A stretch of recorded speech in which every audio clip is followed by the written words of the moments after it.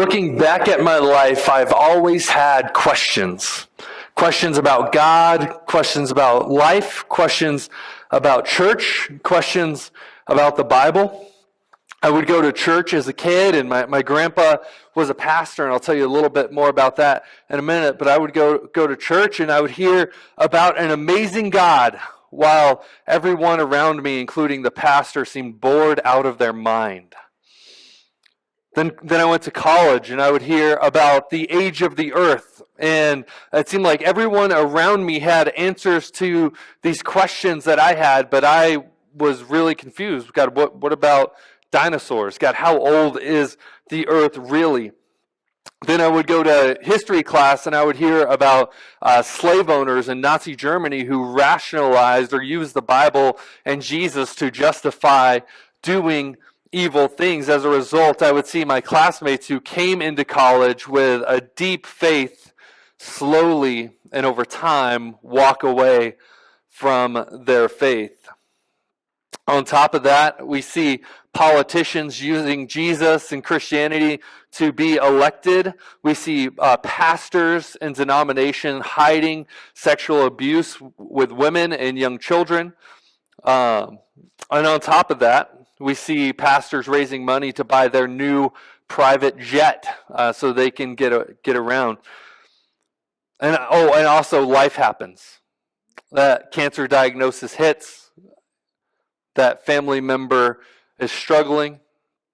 And then you may hear the words from a friend or someone that you love so much say the words, "I'm gay," or "I'm trans." What do you do with all of that? All of a sudden, the things that you were taught growing up, the faith that you were taught growing up, the things that you were so sure of, now you begin to question them.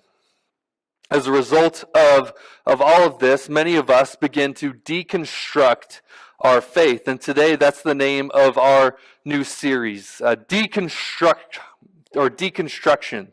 Some people find the word incredibly helpful, and it's been helpful for them to be able to put into words what they're believing or what is happening internally. Some people believe the word is straight from Satan himself. And I think the reality is that most of us are new to this word. We maybe never heard this word, or we heard it in passing, but maybe this is the first time we've really heard this word. And so I want to define what it means to deconstruct. And so just a quick definition up here, and you can follow along on the YouVersion Bible app. We're going to be in Matthew and some parts of Matthew today. But deconstruct basically means to take apart, to examine, or reduce to the core parts. Like this camera that is up here, it means to take apart carefully something that already exists. And when we are talking about our faith, we're talking about deconstructing or taking apart and examining to the core what we believe about Jesus, what we believe about the Bible, what we believe about church. And I would argue that deconstruction is not necessarily a bad thing. It's not necessarily a good thing. It is a thing. And looking at my life, I've been a Christian now for 23 years. I know, you're like, how is he even 23 years old? But I've been a Christian for about 23 years. I color this. That's how. And there have been a bunch of things in my life that I believed about God, that I believed about Jesus, that I believed about the Bible, that I've assumed that were true, that just were not true. And so I've come to deconstruct these things. I've taken them apart and examined. And so if you would have asked me what it meant to be a Christian when I was a freshman in high school, I would have said, a Christian cannot have any fun. A Christian cannot do any fun things. A Christian is basically stale and boring, and all they do is read the Bible, go to church, and pray. Like, a Christian cannot do any fun things. Genuinely, every Christian that I knew was somebody that I didn't want to be like. And so I needed to deconstruct those things. And so deconstruction is not necessarily a good thing or a bad thing, but it is a human thing. It's something that we've all done from the beginning of history. We all look at our faith at one point or another, and we say, okay, what do I really believe about these things? And we hold them up to light, and then we examine them. We say, okay, what is true and what is not? And this is one thing that I want to highlight this morning, that it is one thing to deconstruct our faith, to take it apart and examine all the parts. It is another thing to destroy our faith. So deconstruct is not destroy. It's one thing to say, I have a bathroom in my house that we need to remodel, right? We bought a house that was built in the 2000s, and around that time they started putting carpet in all the bathrooms. Like, why do they do that? It's gross, it's icky. So we have carpet in our bathrooms in our house, and I'm saying, okay, we need to deconstruct that. We need to remodel that. It's another thing to destroy it and completely bulldoze the house, right? It's another thing. So while I'm talking about deconstruction, I don't want to get in your mind destroy. We're not looking to destroy your faith during the series. We're looking to take it apart and examine what God has for us. So this is true in our faith. It's one thing to examine what we believe about the Bible and church and Jesus. It's another thing to destroy it or walk away completely. So I have a few hopes for this series. I've been thinking about this series and praying about this series for a few months, and this is my hope for this series. The first one is that if you are a long-term Jesus follower. Maybe you grew up in the faith, you grew up in a church like this, sitting in pews, reading hymnals. Maybe you grew up in a youth group and you were taught a bunch of things. This is what my hope is for you this series, that you would examine your faith. Examine the things that are true and not true. I also know that in our church and on YouTube that we have people in here that are young in their faith. We have people in here who are middle schoolers, high schoolers, college students, and this is what I want to do. Before another political season, before another pastor failure, I want to equip you to really figure out what you believe so that when you get to that season of doubt, you don't destroy your faith. I want to give you the questions and give you the thoughts in your mind so that when you get to that season, all of us, that we'll be able to walk through what we're dealing with, not walk away from it. Lastly, for those of you who are wrestling with your faith, and I'm not going to pretend I know everyone's story. I want to give you some tools and give you some resources and give you a family to be able to ask these questions. Because I think that many of us, we've been stuck in these seasons where we have these deep questions, where something happens in our life and we don't know who to go to. If any of that is you, I just want you to know that you are loved, that you are seen, that we've been thinking and praying about this series just for you. And I'm not this week, next week during the series, I'm not going to try to convince you of anything, but I just want you to know that you are validated and your questions are genuine. And so it's my job as a pastor to help guide us through the messy and the difficult stuff. And so when Jesus first started his ministry, he began calling the disciples. And so at the start of his ministry, he started gathering people to follow him. And on one specific occasion, we're told this. It says in Matthew 4:18, it says, while walking by the Sea of Galilee, he saw two brothers, Simon, who was called Peter, and Andrew his brother, casting a net into the sea, for they were fishermen. And he said to them, follow me, and I will make you fishers of men. It's a simple call, right? Follow me. I also love, and I'm not going to get too deep into this week, that the call also comes with the assignment. The call also comes with the mission. He doesn't say just follow me and we'll just kind of hang out and we'll do s'mores by the fire and I'll teach you some good things, but follow me and here's the mission. I'm going to make you fishers of men. So many of us, when we come to Christianity, it's like, okay, follow Jesus so I can get to heaven. No, Jesus says, follow me and I'll give you a mission. I'll give you a purpose for your life that's better than anything that you could ever imagine. I'm going to make you fishers of men. You're fishing for fish right now that are consumable. I'm going to make you fishers of men who will make fishers of men. And my glory, God's glory, will spread all over the earth. That's a second sermon, free sermon. There you go. It says, immediately they left their nets. Underline, highlight that word. Immediately they left their nets and followed him. And going on from there, they saw two other brothers, James, the son of Zebedee, and John, his brother, in the boat with Zebedee, their father, mending their nets. And he called to them. Immediately they left the boat and their father and followed him. I'm struck every time I read this by this passage. Like, how did this happen? Why? Okay, we know that nothing is coincidence with God, but did these guys just happen to pick this fishing hole? And was it really like the next people that Jesus encountered that were called to be his disciples? Was it really like that? Was God just showing off like that? Like, I can use anyone.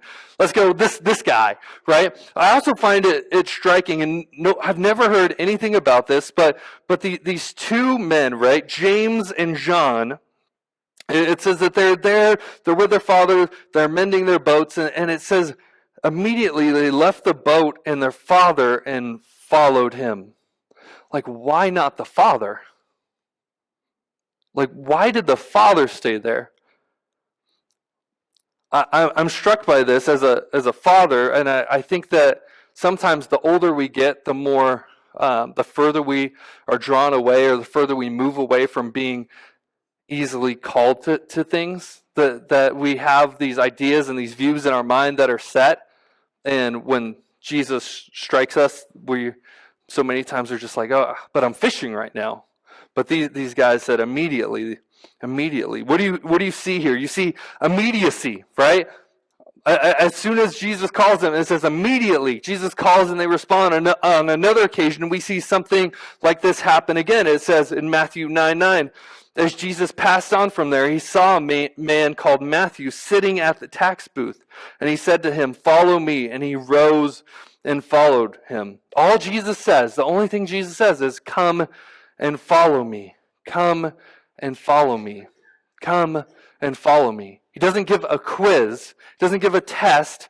He doesn't hand them a sheet like, "Hey, pop quiz, before you follow me, here's what I want you to answer." Okay, what's the age of the earth?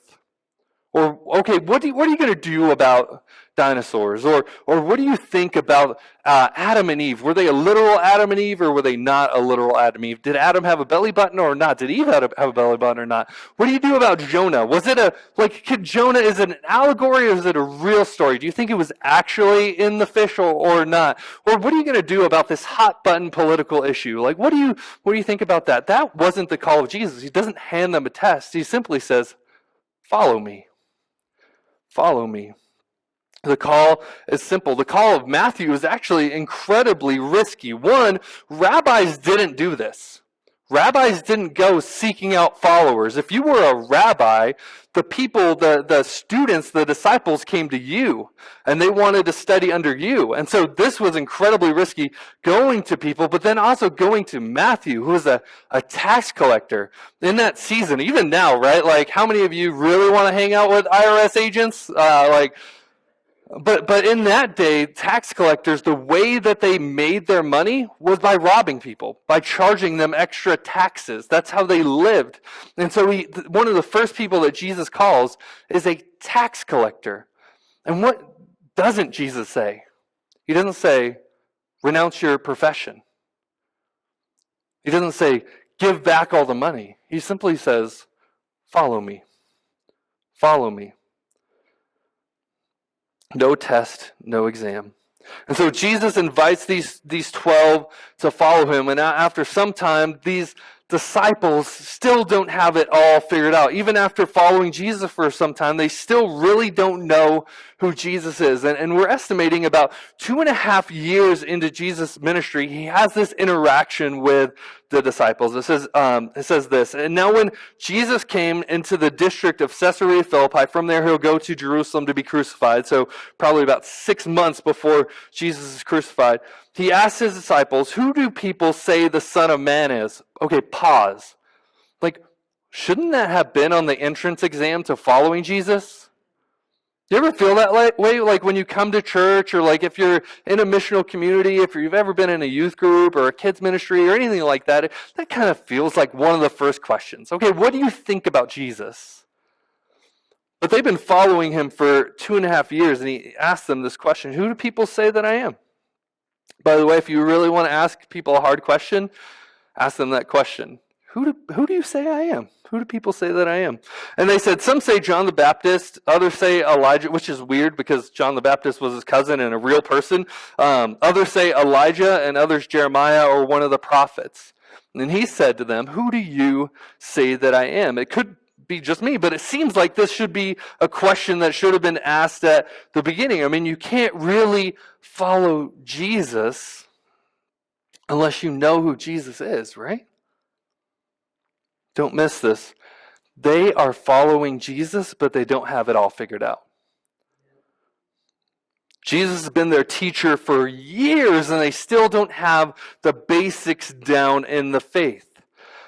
And what I find interesting here is that Peter answers the question, right? He answers the question, and it's great, but why just Peter? Other times in the Bible, when we read and the disciples respond, it says all of them responded, or they answered this question, or they said this.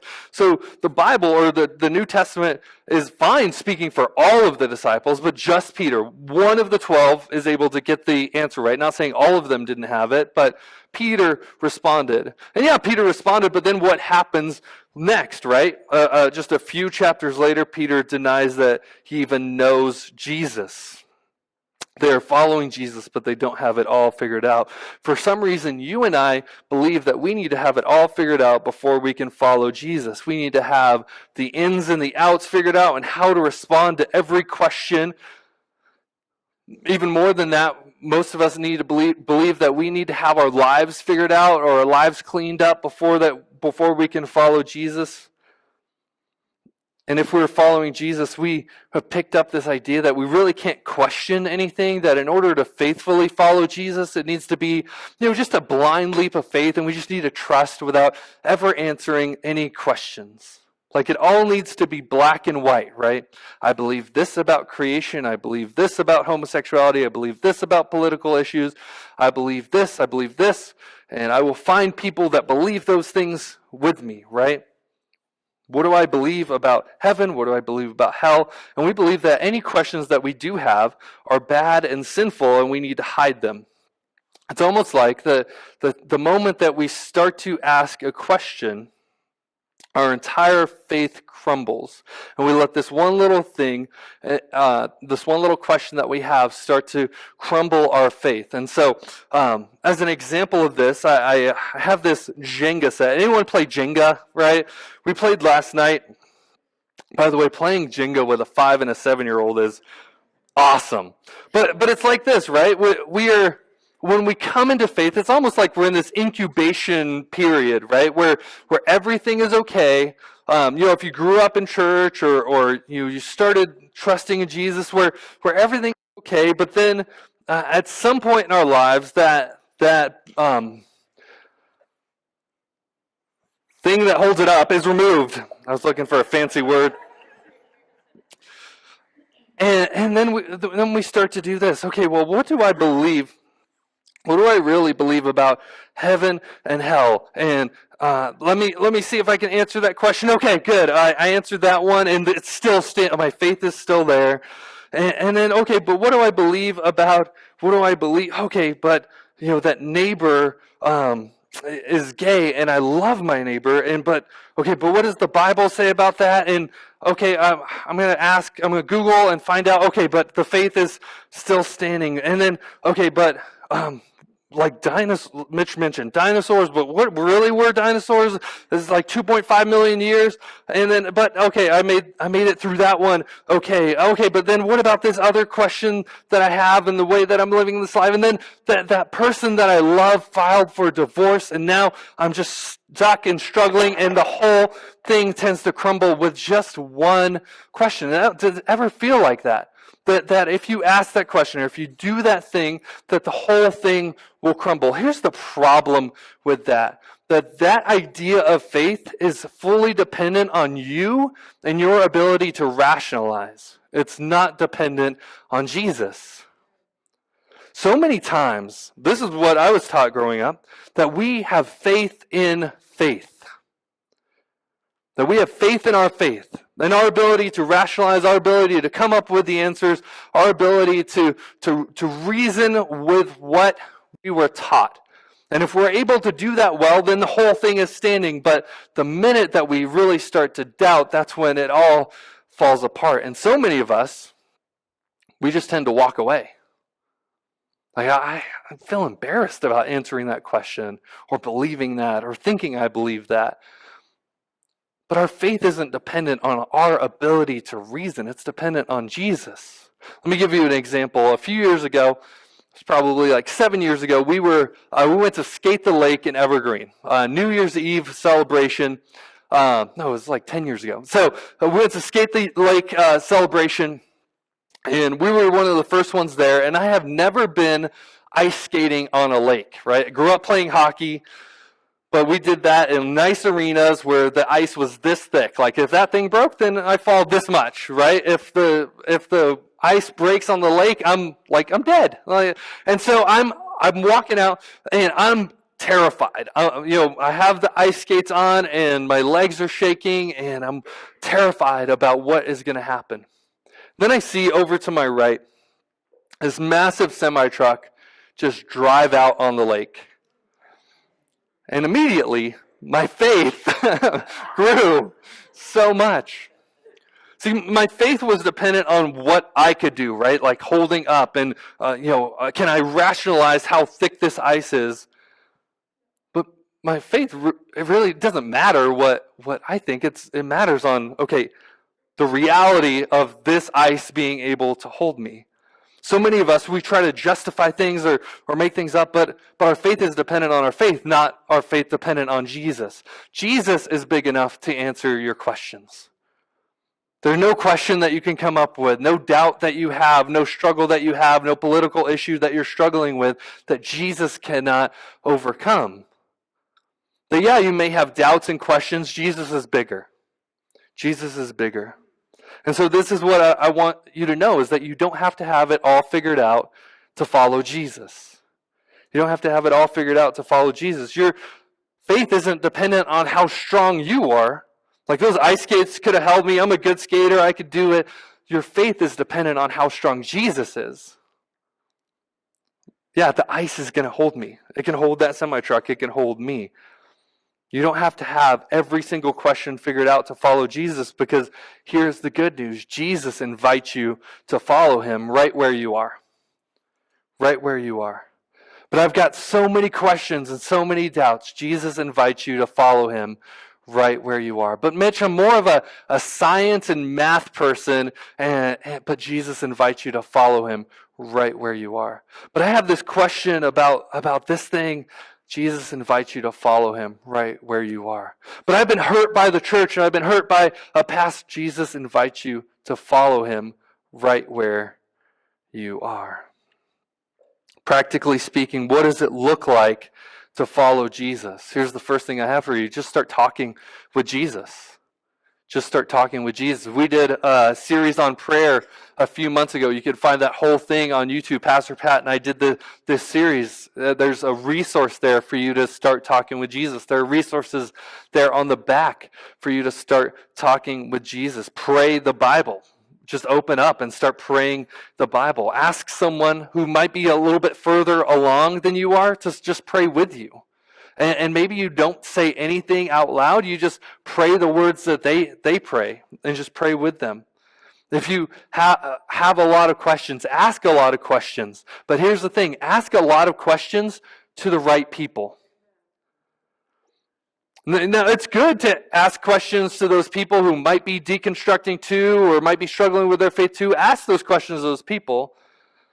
But ask questions of people who you think might know the answers to those questions. Here's what we've done, especially with young people, right?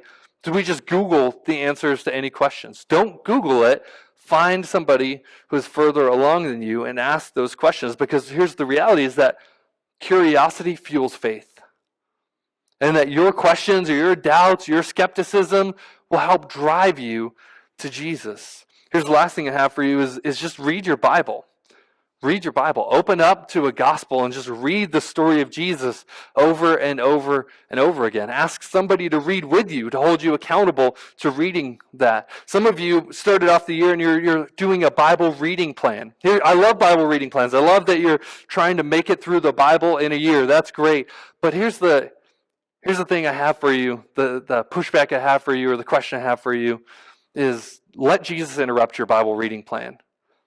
Like for me, I'm just so driven, a little OCD, that I have a Bible reading plan. I'm like, okay, I have to read all these chapters. But sometimes there's a verse or a word or a phrase that confuses you, or maybe you're stuck on, or something that really builds up your faith. Like sometimes I'm reading at home or in my office and I read something and I just have to like get up and walk around and pray. Allow Jesus to interrupt your Bible reading plan. Because here's the thing. At one point, God says, if you seek me, you will find me. If you are looking for me, you will find me. And maybe that's you. You are deconstructing. Maybe you are destroying. And so I want to ask you this question. What are you seeking? What am I seeking? What's your goal in this journey? I'm deconstructing, but what's my hope with it? I'm going to say that for some of you, you are deconstructing out of a genuine heart. Maybe you were taught some things or some things happened and you're deconstructing. You just really want to know, what is the truth? What does God really say about this? What does God really say? Okay, is the Bible true? What is the truth? Some of you are deconstructing out of a genuine heart. Some of us, if we're honest, we're trying to distance ourselves from a system that might have hurt us, or an ideology or political system that might have hurt us. The church was harmful.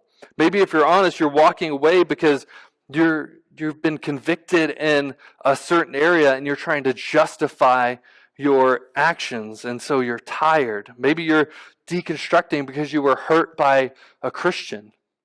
And if that's you, if somebody hurt you, a Christian hurt you, or said something, I want to encourage you to come back next week. That's what we're going to talk about next week. Is maybe you feel like the church is just full of a bunch of hypocrites. That's what we're going to talk about next week. If you believe that, I see you. Again, what are you seeking? If you are looking for a reason to leave Christianity, you will find it. If you're looking for a reason to leave, you'll find it. But if you are genuinely seeking God, if you're genuinely coming to Him with your questions and your doubts, you're going to find Him. If you seek Him, you will find Him. Again, what is your hope? What's your goal? And here's the final thing that I want you to consider. Don't wait until you have it all figured out. Before you follow Jesus, don't wait until you have it all figured out. I want to invite you to give God a chance. Tell God your doubts. Tell God your struggles. Tell God what you want to find. What are you seeking? The first time that I talked to God, I was probably in 4th grade. Like I said, my grandpa was a pastor, and we went to church and sat in a church like this. And the church service, people were raising their hands and they were praising. And my grandpa got up to preach, and they were amening. And then after church, a few people gathered around him. And so here I am, 4th grade, right by my grandpa, and the same people who were amening and raising their hands said the most violent and vicious and hurtful things to him. And so this was one of the first prayers that I could remember. I just remember praying, God, just show me that you're real. Because this whole thing seems like a hoax. This whole thing seems sketchy, and I don't like Christians, and they're hypocrites. But God, if you're real, just show me that you're real. And here's what happened. And almost immediately, I started having nightmares. Like these real intense nightmares. I was scared. I was alone. I was so scared of God. If He's real, I was scared of people. But ultimately, God brought people into my life who loved me and loved Jesus at the same time. God took away things that I had in my life that I was really dependent on, that I thought were the ultimate thing, and they were taken away. And in that moment, they hurt, but there were things that were keeping me from Him. And so when I trusted in Jesus, I still had so many questions. So many questions.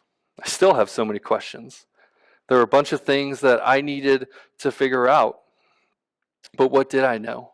I knew that I was just looking for what was true. I knew that there was something in my life that was missing. There was something in my life that I knew should be there that wasn't there. I was restless. I didn't want anything to do with Christians, but I really was interested in who God was. You don't have to have it all figured out. Don't wait until you have it all figured out. He says this to you simply, come and follow me. Come and follow me. Seek me, and you will find me. Let's pray.